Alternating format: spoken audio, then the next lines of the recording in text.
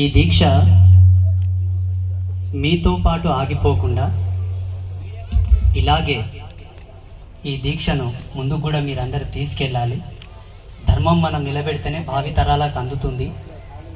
మన పూర్వపు గురుస్వాములు దీక్షను ధరించి కఠినమైనటువంటి నియమాలు పాటించి వాళ్ళు ఆ దీక్ష తపస్సును మనకు ధారపోశారు. కాబట్టి ప్రతి గురుస్వామి కూడా వారి జీవిత పర్యంతం వరకు శివదీక్షను ధరించి ప్రతి గురుస్వామి శివదీక్ష పట్ల అవగాహన కలిగించి మన శివదీక్ష ఇంకా పెరగాలి.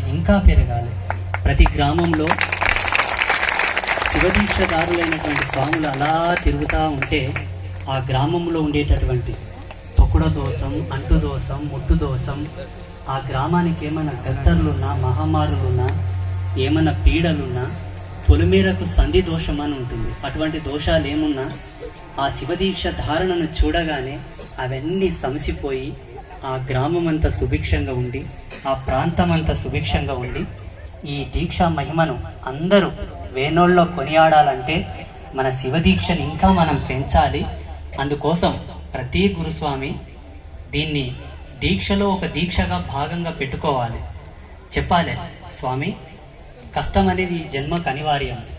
ఇప్పుడు చూడండి, ఎవరన్నా ఒక స్వామి అప్పులు తీరాలని దీక్ష వేసి ఉంటాడు అనుకుందాం, డబ్బులు రావాలని దీక్ష వేశాడు అనుకుందాం. ఇప్పుడు ఇన్ఫోసిస్ చీఫ్ డాక్టర్ సుధామూర్తి వాళ్ళ భర్త